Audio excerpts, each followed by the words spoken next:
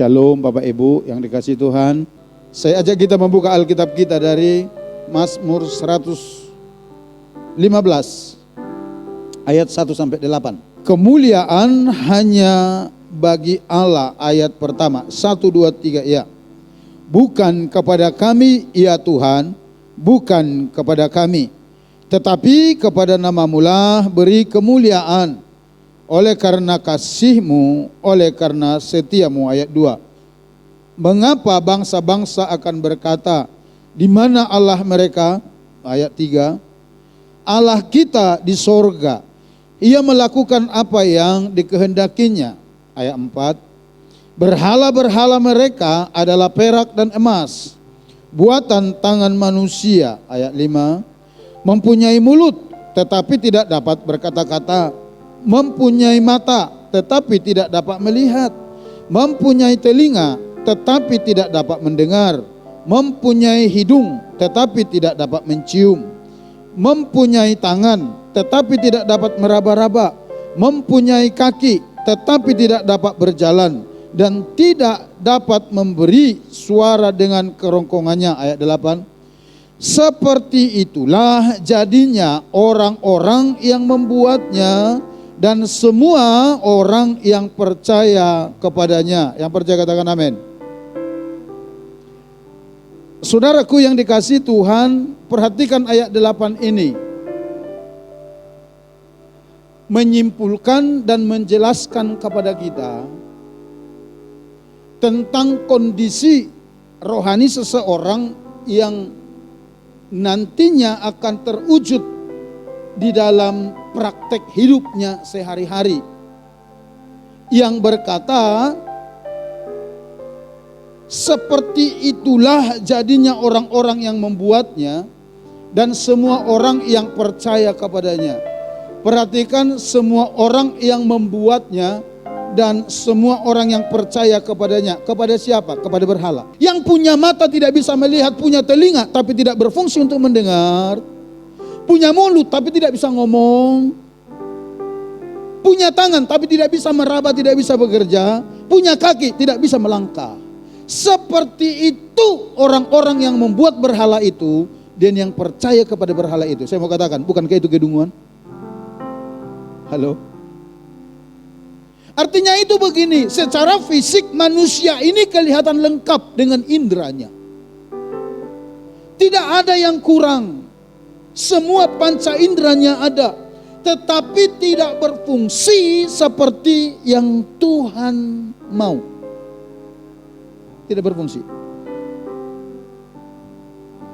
Kalau mengenai berhala, saudara, kita sudah sering bahas di sini.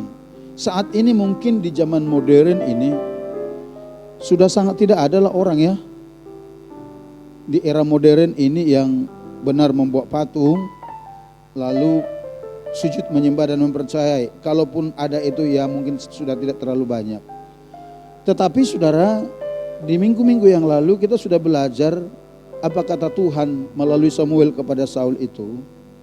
Dikatakan pemberontakan itu, kedegilan hati itu sama hukumnya dengan seorang penyembah berhala. Sama.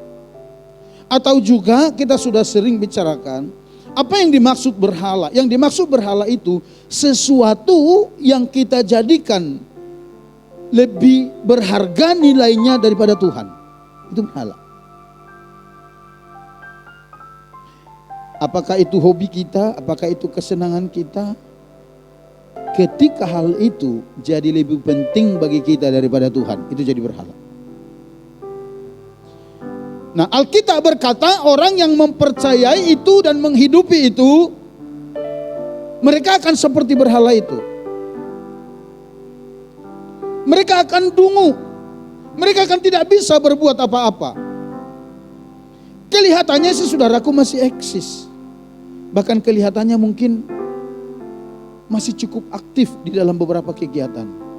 Tapi begitu berbicara mengenai hal-hal rohani, dia tidak bisa melakukan apa-apa. Karena apa? Dungu. Saudara, ayat 8 berkata demikian, Seperti itulah jadinya orang-orang yang membuatnya dan semua orang yang percaya kepadanya. Kalau di teks berbahasa Ibrani, kata percaya ditulis dengan kata boteah. Itu berasal dari kata batah, bukan batak, batah. Yang bisa diterjemahkan dengan trust.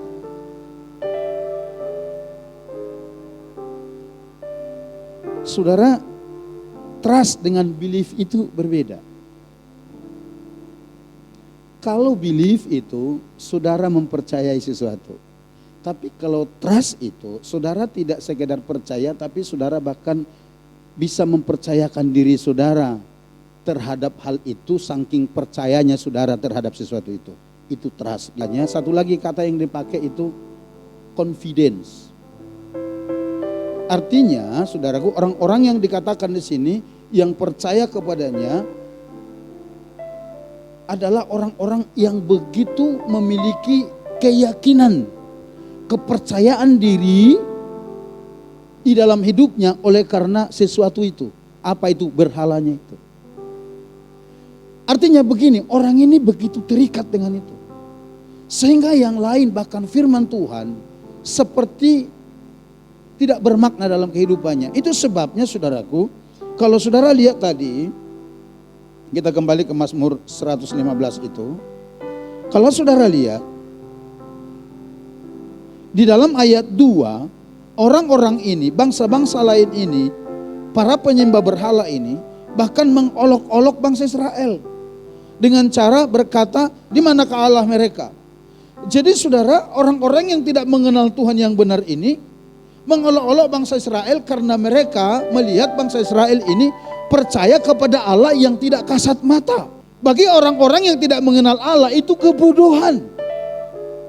Bagi mereka Allah itu harus sesuatu yang real, sekalipun itu perbuatan tangan mereka sendiri.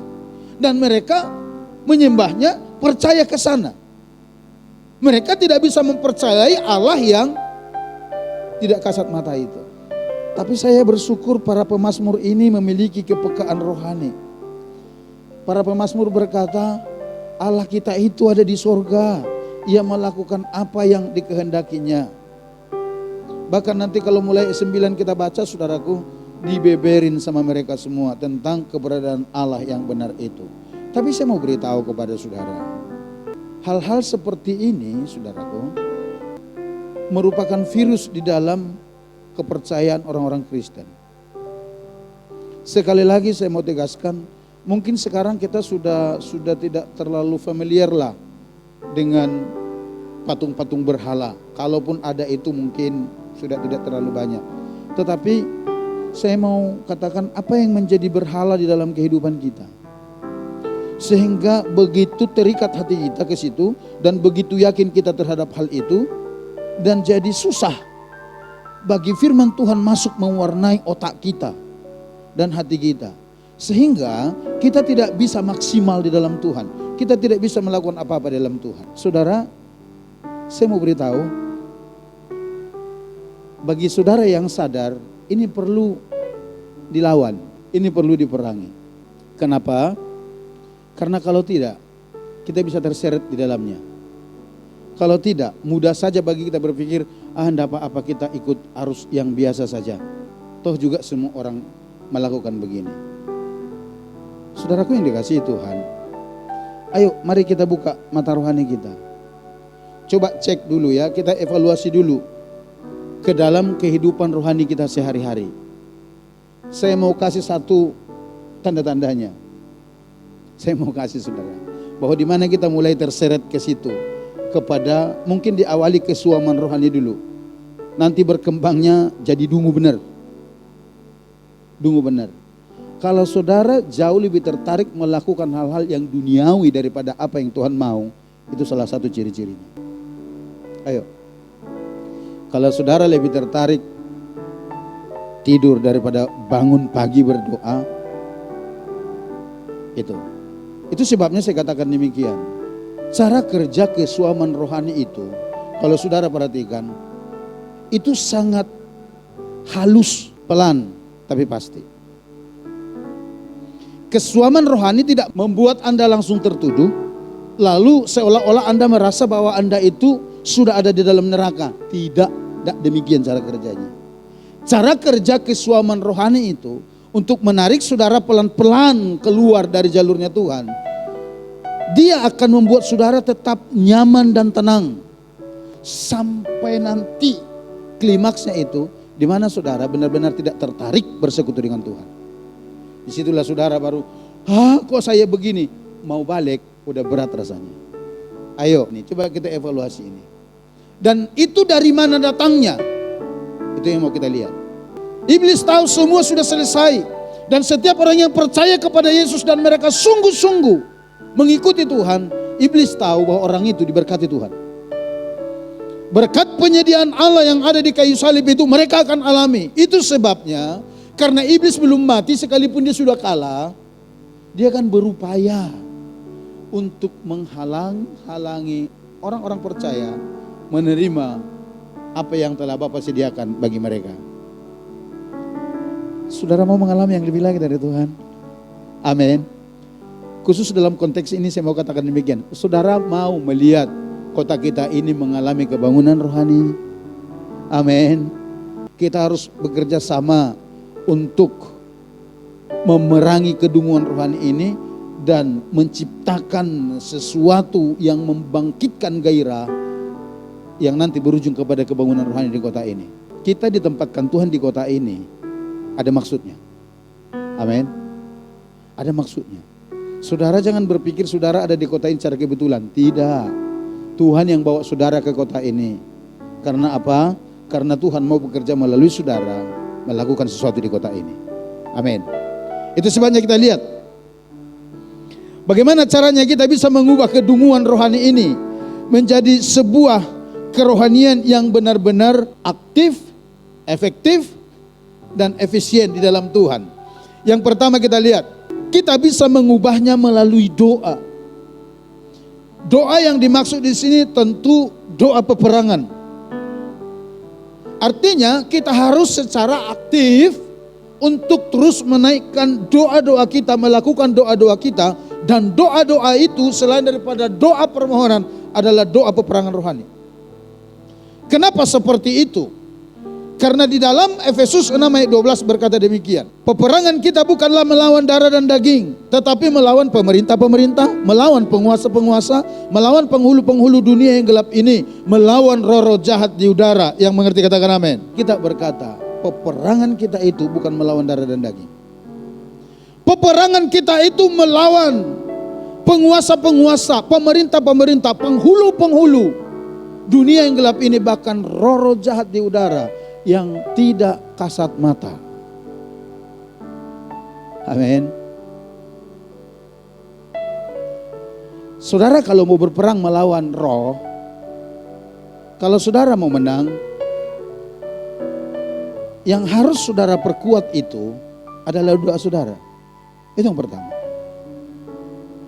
Karena yang kita lawan roh. Roh tidak bisa dikalahkan oleh senjata fisik. Sekalipun senjata saudara itu sangat canggih, ampuh, buatan terbaik dari Israel, itu tidak akan pernah mengenai mereka. Tidak akan. Karena apa? Roh adanya. Itu masalahnya. Jadi untuk mengalahkan roh bukan senjata fisik. Tapi apa? Senjata roh. Apa itu doa? Itu sebabnya saudaraku, kita perlu lebih banyak berdoa. Dan sekali lagi saya mau katakan, setan tahu itu. Makanya ketika Roh Kudus bangunin saudara di subuh hari itu, supaya saudara berdoa, berjaga berperang, setan tiup saudara. Dibuat lagi saudara makin ngantuk. Karena dia tahu ada bahaya besar di sini. Dia tahu itu. Kalau selama ini saudara tidak sadar, pagi ini saya celikkan mata rohani saudara. Kalau itu yang terjadi dengar baik, karena dia tahu ada bahaya besar di sana. Dia tahu kalau saudara terobos, saudara lakukan itu, saudara akan berkemenangan di dalam Tuhan. Iblis tidak mau saudara berkemenangan dalam Tuhan. Iblis mau supaya saudara hidupnya biasa-biasa saja, bahkan bila penting di bawah standar. Sementara Tuhan berpikir untuk menaikkan derajat kita. Ayo. kita harus melakukannya melalui doa-doa. Saudara, aku tahu setiap perilaku yang dihidupi oleh seseorang dalam kehidupannya itu selalu ada hubungannya dengan alam roh. Semua itu terbentuk dulu di alam roh. Yakin saudara? Kenapa? Karena ayat itu berkata demikian. Demikianlah adanya orang yang mempercayainya. Artinya ada keyakinan di situ. Ada keyakinan. Keyakinan yang di alam roh ini perlu diubah. Keyakinan di alam roh ini perlu dibalikan. Dengan cara bagaimana? Berdoa. Ayo. Yang agak malas-malas doa, sadari ini. Senjata pertama dalam kehidupanmu untuk engkau bisa mengubah kedunguan rohani ini, sehingga akan ada kebangunan rohani baik di dalam dirimu maupun di sekelilingmu, adalah doa. Saya mau beritahu sekali lagi pagi ini, kalau hatimu dibuat malas berdoa, sadarilah itu bukan dari Roh Kudus, itu bukan dari Tuhan, itu sudah pasti dari musuh. Dan kalau saudara menuruti itu berarti saudara pro dengan musuh. Dan lama-lama jangan salah kalau saudara diperbudak oleh musuh itu. Dan tentang dia, Yesus berkata begini, iblis datang untuk mencuri, membunuh dan membinasakan. Itulah strateginya. Ayo saudara, yuk.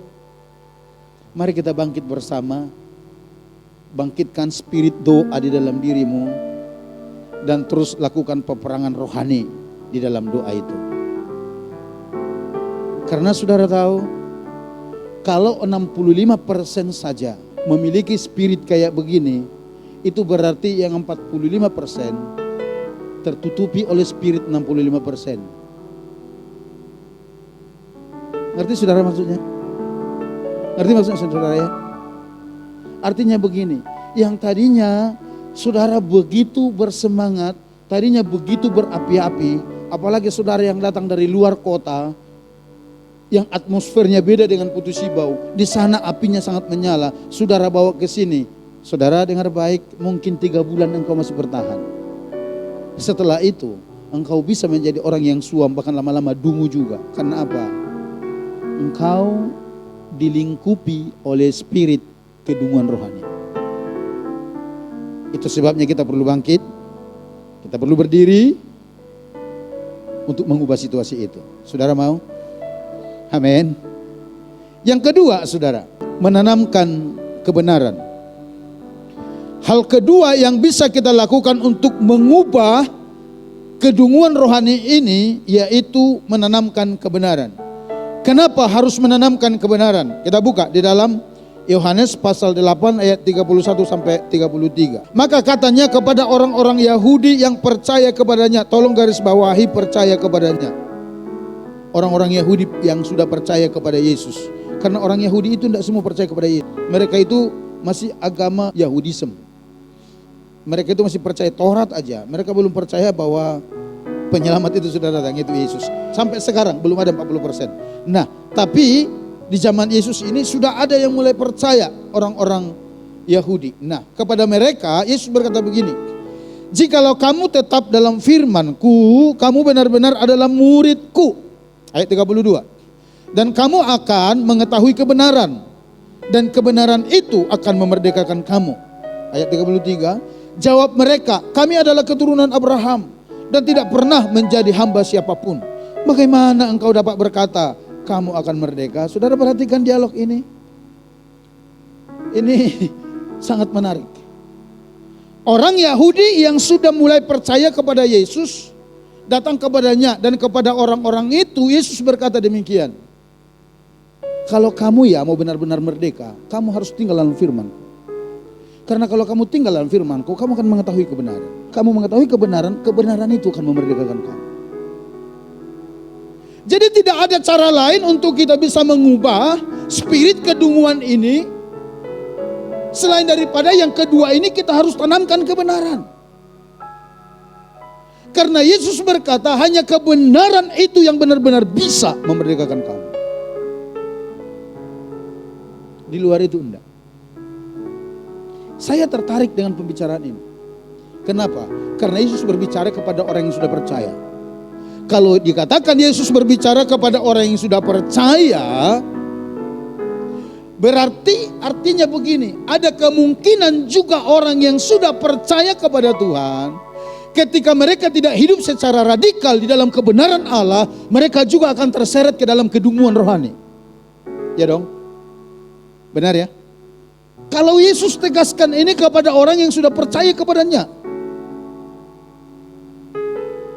Tapi orang ini kan sok-sok rohani semua ini.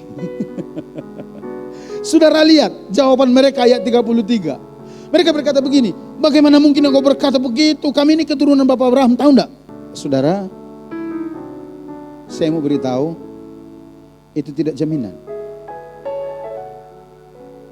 Itu tidak jaminan. Kok enggak jaminan, Pak? Iya. Coba kita buka Matius pasal 3, mulai ayat 7 sampai 9. Dikatakan demikian. Tetapi waktu ia melihat, siapa ini? Yohanes Pembaptis. Waktu itu dia membaptis di Sungai Yordan. Melihat banyak orang Farisi dan orang Saduki datang untuk dibaptis. Terjemahan baru Indonesia berkata datang untuk dibaptis. Tapi hampir semua terjemahan bahasa Inggris berkata tidak demikian. Bahkan ketika saya selidiki ini, dari teks Yunaninya pun tidak berkata datang untuk dibaptis. Tapi kedatangan orang Farisi, orang Saduki ini hanya datang aja ke tempat pembaptisan. Menyaksikan orang-orang yang memberi diri dibaptis oleh Yohanes. Yohanes itu berharap mereka memberi diri dibaptis, tapi mereka tidak mau. Nanti kita lihat alasannya, saudara. Nah, lalu berikutnya dikatakan demikian. Berkatalah ia kepada mereka, hai kamu keturunan ular beludak, siapakah yang mengatakan kepada kamu bahwa kamu dapat melarikan diri dari murka yang akan datang? Ayat 8. Jadi hasilkanlah buah yang sesuai dengan pertobatan. Ayat 9. Dan janganlah mengira bahwa kamu dapat berkata dalam hatimu, Abraham adalah bapa kami, karena aku berkata kepadamu, Allah dapat menjadikan anak-anak bagi Abraham dari batu-batu ini. Ayat 10 lagi dong. Kapak sudah tersedia pada akar pohon, dan setiap pohon yang tidak menghasilkan buah yang baik pasti ditebang dan dibuang ke dalam api. Yang percaya katakan amin. Saudara bisa menangkap sesuatu dari pembicaraan Yohanes Pembaptis itu? Orang Farisi, orang Saduki ini, siapa mereka? Orang ini adalah elit-elit rohani yang ada di Israel. Iya. Mereka beranggapan bahwa mereka tidak perlu bertobat. Mereka berpikir mereka tidak perlu dibaptis karena baptisan Yohanes itu baptisan pertobatan. Karena mereka berpikir kami ini keturunan Bapak Abraham. Persis seperti yang berhadapan dengan Yesus. Tapi perhatikan, Yohanes Pembaptis juga berkata, siapa yang berkata kepadamu bahwa engkau bisa lari dari murka Allah karena engkau keturunan Bapak Abraham? Dengar baik, kapak sudah tersedia. Artinya apa, saudara? Kerohanian yang bersifat turunan itu benar-benar itu tidak ada artinya di dalam kerajaan Allah kalau orang itu secara pribadi tidak bertobat. Hosea biar dia anak pendeta, papinya khotbah tiap minggu di sini, dia tiap minggu main musik. Kalau dia tidak benar-benar bertobat, kapak sudah tersedia untuk dia. Ngerti, saudara? Paham ya? Dan ketika Yesus berbicara kepada orang-orang Yahudi mulai percaya, mereka juga ternyata berpikir begitu. Bagaimana mungkin engkau berkata bahwa kami akan dimerdekakan? Kami ini keturunan Bapak Abraham loh. Tahu loh. Tapi Yesus bilang demikian. Itu tidak jaminan, bro. Kalau engkau mau benar-benar merdeka, kau harus tinggal dalam firman-Ku. Supaya engkau mengetahui kebenaran. Dan ketika engkau mengetahui kebenaran, kebenaran itulah yang akan memerdekakan hidupmu. Amin. Itu sebabnya saudaraku, yang kedua yang harus kita lakukan untuk mengubah kedunguan rohani ini, tanamkanlah kebenaran. Amin. Tanamkan kebenaran. Karena tanpa itu orang tidak mungkin bisa berubah. Nah, untuk menanamkan kebenaran ini ada dua hal yang harus kita lakukan untuk menanamkan kebenaran. Yang pertama, ajarkanlah kebenaran itu secara verbal. Secara verbal artinya ngomonglah, berbicaralah, perkatakanlah kebenaran itu. Kenapa saudara? Yang pertama karena sebelum orang-orang percaya kepada Yesus, mereka telah memiliki kepercayaan lain. Kepercayaan apa itu? Mungkin saja tradisi-tradisi nenek moyang yang tidak sesuai firman Tuhan, yang sempat tertanam di dalam hati mereka dan yang sudah mereka hidupi sehari-hari selama ini. Kenapa mereka harus diajarkan secara verbal? Sekali lagi, sebelum mereka di dalam Kristus, enggak usah mereka lah, kita juga. Sebelum kita percaya kepada Yesus, bukankah keyakinan nenek moyang kita itu kepada roh yang lain? Halo? Bukankah itu? Di dunia ini hanya ada dua kerajaan. Hanya ada dua raja, kerajaan terang dan kerajaan gelap. Di kerajaan terang pemimpin Yesus, di kerajaan gelap pemimpinnya iblis. Dan kalau bukan Yesus pemimpinnya, sudah pasti iblis. Dan kalau iblis pemimpinnya, sudah pasti nilai-nilai yang ditanamkan kepada orang adalah nilai-nilai yang bertentangan dengan firman Allah. Ngerti saudara? Nah, lalu sekarang kita terima Yesus. Kalau kita tidak diajar atau kalau kita tidak mengajar orang di dalam kebenaran Tuhan, kalau kita tidak menanamkannya, dengar baik, ada kemungkinan orang itu di KTP-nya Kristen tapi cara hidupnya cara hidup lama. Saudara paham? Saudara ngerti ini?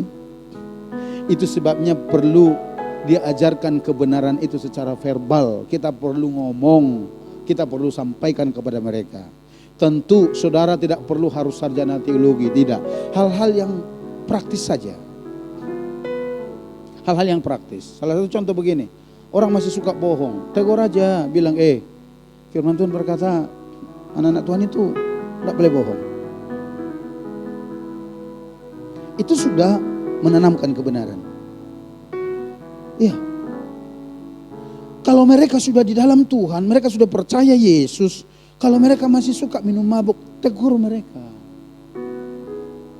Ingat konteksnya sudah di dalam Tuhan. Kalau belum di dalam Tuhan gimana? Biarin aja. Kenapa? Karena itu gaya hidupnya. Kita tidak bisa mengintervensi itu. Nanti saudara baca di dalam Korintus, Rasul Paulus berkata demikian. Apa hakku untuk menghakimi orang yang di luar jemaat? Tidak ada. Amin. Jadi saudara tidak perlu berkoar-koar ke sana. Kalau mereka belum di dalam Tuhan, yang perlu saudara lakukan, bawa kabar baik ke sana.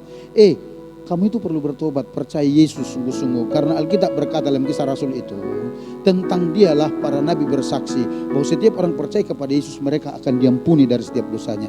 Itu yang diperlukan. Tapi kalau orang itu sudah berkata di dalam Tuhan, apalagi sudah dibaptis, mulutnya masih kebun binatang aja, kerjanya masih minum mabuk aja, kerjanya masih joget-joget aja. Apakah salah jogetnya? Salah amat. Yang saya maksud di sini, ya joget-jogetnya itu senggol tetangga sana sini gitu loh. Kalau saudara menari dalam Tuhan silahkan saja, karena Daud lakukan itu, amin. Tapi hal-hal yang bersifat duniawi, pesta pora itu maksud saya, masih itu kegemarannya. Saudara, ada yang salah dengan itu. Bagi dia mungkin itu tidak masalah. Kenapa? Karena sebelum dia di dalam Tuhan, itulah kebiasaan yang dihidupi dalam komunitasnya. Amin. Tapi sekarang setelah di dalam Tuhan, ada cara hidup di dalam Tuhan kata Alkitab. Salah satu contoh, seperti saya katakan tadi, kalau masih suka bohong di dalam Tuhan itu, setelah dalam Tuhan, jangan suka bohong lagi. Karena ada hukumnya yang berkata, kamu jangan bersaksi dusta. Yang suka mencuri, ada ayatnya berkata, jangan mencuri. Itu harus diajarkan. Itu harus ditanamkan. Memiliki keyakinan-keyakinan lain, itu harus diajarkan. Contohnya, ini sederhana sekali saudara ya, tapi nanti boleh kita uji. Kalau saya salah, saya minta maaf. Tapi sepanjang pengamatan saya masuk ke Kalbar ini tahun 97. Sempat pulang ke Jakarta, lalu tahun 2000 masuk lagi. Artinya udah sekian belas tahun saya ada di Kalbar ini. Menurut pengamatan saya, di kebiasaan melepus itu ada kepercayaan. Saya tidak tahu saudara mengamati atau tidak. Masa iya sih Pak? Iya. Sekali lagi kita berbicara konteks yang sudah di dalam Tuhan loh ya. Konteks yang sudah di dalam Tuhan. Melepus itu. Kepercayaannya apa Pak? Kalau tidak melepus kempunan. Bukankah itu keyakinan? Bukankah itu kepercayaan? Dan orang itu seperti dikatakan di teks Ibrani-nya itu, mereka begitu yakin itu. Sehingga mereka sangat mempercayai, bahkan mempercayakan diri ke sana. Kalau mereka tidak melakukan melepus, mereka sangat yakin kempunan. Kalau mereka keluar rumah kemana mereka akan celaka. Bukankah itu kepercayaan? Bukankah itu keyakinan? Halo? Oh, itu perlu diajar. Dan di persekutuan anak-anak DM saya sudah sampaikan, kalau bagi mereka yang belum di dalam Tuhan, yang masih terikat dengan itu, saudara tidak perlu ribut. Berbicara dengan cara manis saja. Katakan, maaf Bapak Ibu, kepercayaan saya sudah tidak di situ lagi. Tapi kalau dia sudah di dalam Tuhan, ngomong aja tegas. Engkau menduakan Tuhan. Dari satu sisi engkau percaya kepada Tuhan, tapi di sisi lain engkau percaya kepada roh yang lain. Dan kitab Nahum berkata, aku Allah yang cemburu. Ia akan membalaskannya, kata Tuhan. Tuhan itu tidak mau diduakan. Yang kedua, saudara, di dalam verbal ini, mengapa mengajarkan kebenaran Tuhan menjadi begitu penting? Kalau yang pertama tadi, karena sebelum orang-orang percaya kepada Yesus, mereka telah memiliki kepercayaan lain. Nah yang kedua, karena dengan mengajarkan kebenaran, orang-orang diberi pengertian yang baru tentang bagaimana hidup di dalam Tuhan. Itu tugas kita, itu tanggung jawab kita. Mereka harus diberi pengertian bagaimana sekarang cara hidup di dalam Tuhan.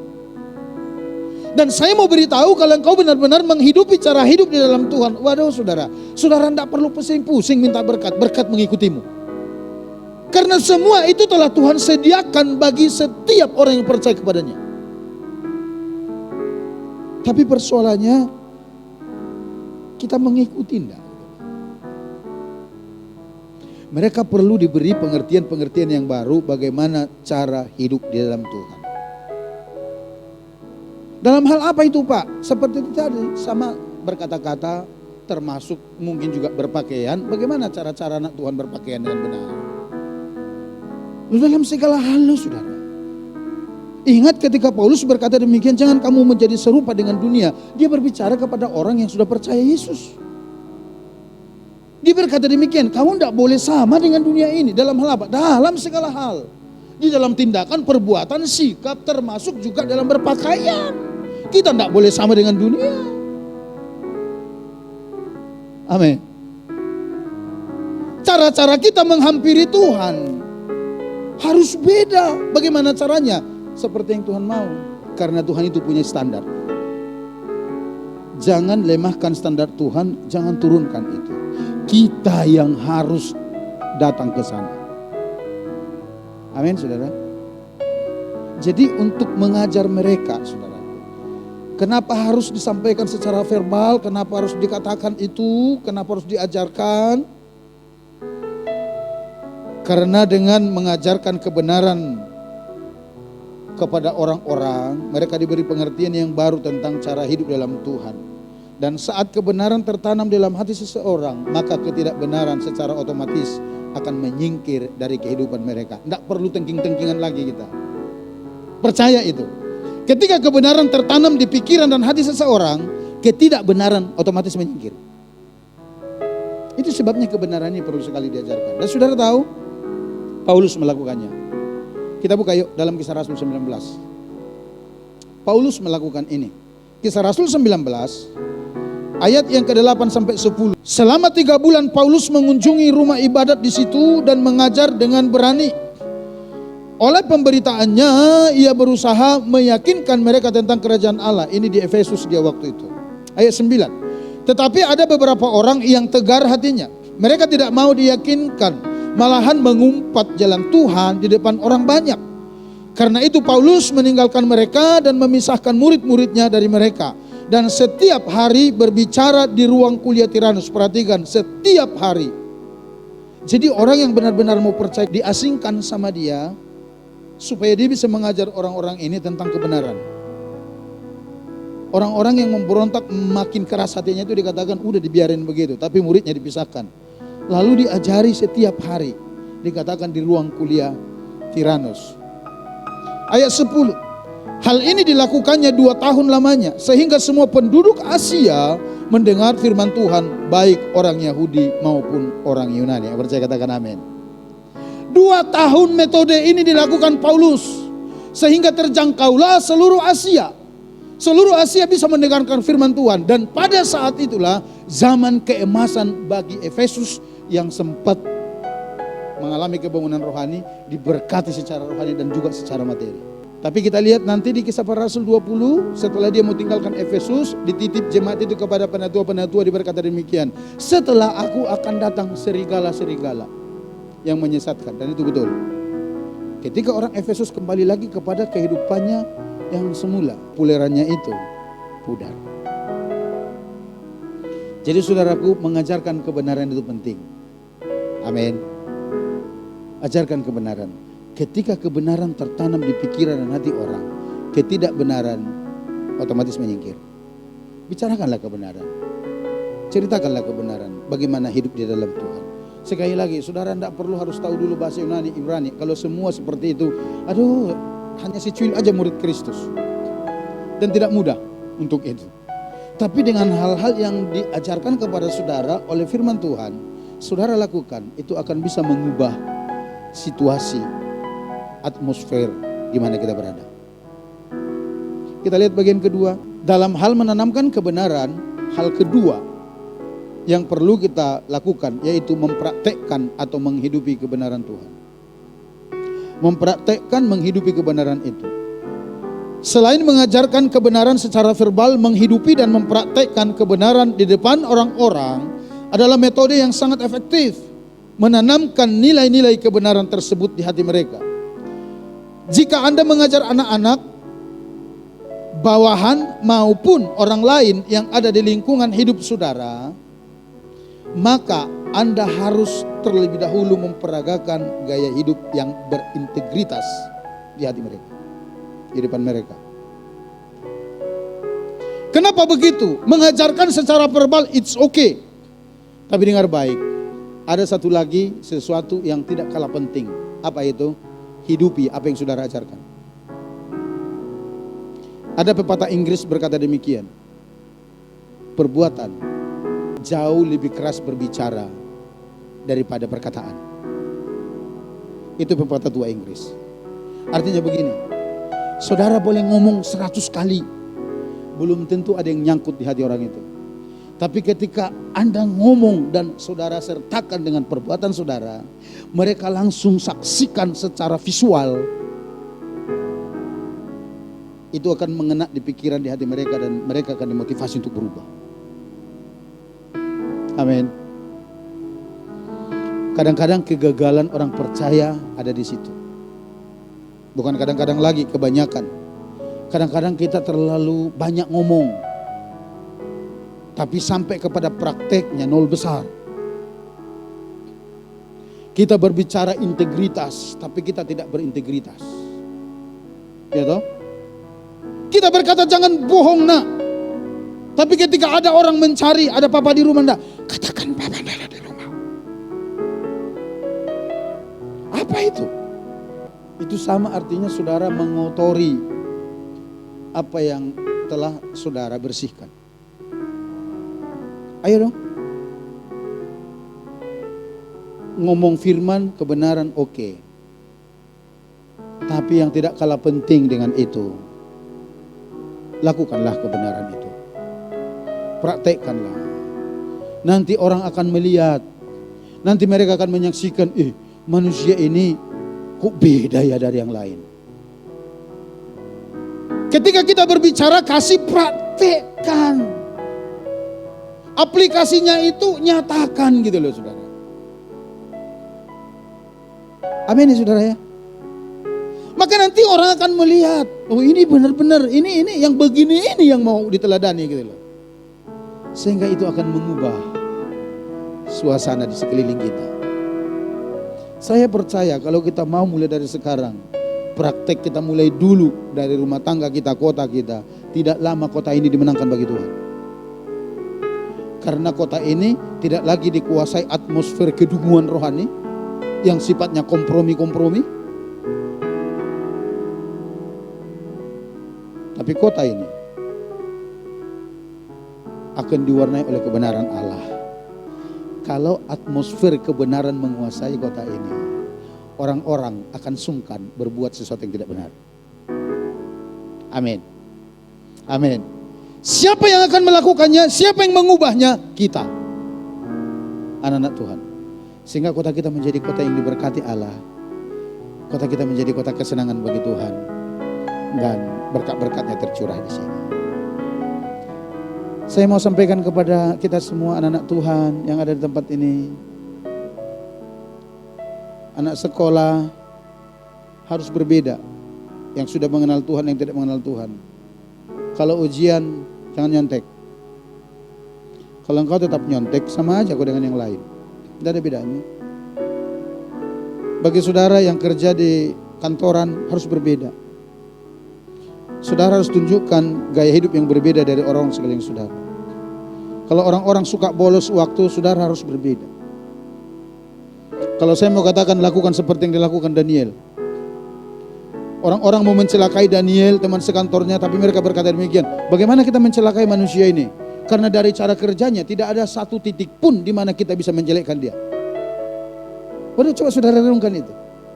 Itu apa artinya? Itu artinya benar-benar Daniel itu bekerja seperti yang Tuhan mau. Kalau jam kantor buka jam 8, setengah 8 di kantor. Jam 4 kantor tutup, setengah 5 dia baru pulang. Sehingga Alkitab berkata tidak ada celah bagi orang untuk mencela Daniel, tidak ada. Kenapa? Karena dia benar-benar menghidupi kebenaran dalam kehidupannya. Pernah Nebukadnezar berkata demikian, diberikan pengumuman kepada semua daerah yang ada di bawah pemerintahan Babilonia. Mulai saat ini jangan ada orang yang menghina Allahnya Sadrak, Mesak dan Abednego. Kalau ada yang melakukannya, orang itu akan dimutilasi katanya. Kenapa itu terjadi? Kesaksian anak-anak Tuhan yang ada di sana yang sanggup mengubah atmosfer kota. Maukah saudara mengubah atmosfer kota ini? Sehingga yang ada di kota ini adalah roh takut kepada Tuhan. Yang ada di kota ini roh yang mau melakukan kebenaran Allah. Yang ada di kota ini adalah roh yang mencintai Tuhan. Yang ada di kota ini adalah roh kejujuran. Yang ada di kota ini adalah roh yang haus dan lapar kepada Tuhan. Kalau saudara mau lakukan itu dengar baik, ada berkatnya bagi saudara. Karena pemazmur katakan di dalam Mazmur 115 itu, setelah mereka membeberkan siapa Allah yang disembah. Perhatikan, kita lihat mulai ayat 10. Setelah ini kita akhiri. Dikatakan demikian, hai kaum Harun, percayalah kepada Tuhan. Dialah pertolongan mereka dan perisai mereka. Hai orang-orang yang takut akan Tuhan, percayalah kepada Tuhan. Dialah pertolongan mereka dan perisai mereka. Ayat 12. Tuhan telah mengingat kita. Ia akan memberkati kaum Israel, memberkati kaum Harun. Ayat 13. Memberkati orang-orang yang takut akan Tuhan, baik yang kecil maupun yang besar. Perhatikan, orang-orang yang takut kepada Tuhan, orang-orang yang hidup sesuai dengan kebenaran itu, dikatakan Tuhan memberkati mereka, baik yang kecil maupun yang besar. Ayat 14. Kiranya Tuhan memberi pertambahan kepadamu, kepada kamu dan kepada anak-anakmu. Diberkatilah kamu oleh Tuhan yang menjadikan langit dan bumi. Yang percaya katakan amin. Itu sebabnya saya katakan demikian. Ketika saudara mengambil keputusan untuk mengubah atmosfer kedunguan di kota ini, saudara, engkau sedang menarik berkat Allah turun atas kota ini dan atas hidupmu. Saudara mau mengalaminya? Ayo, mari kita bangkit. Ubah roh kedunguan itu menjadi roh yang peka terhadap Tuhan. Kita datang kepada Tuhan.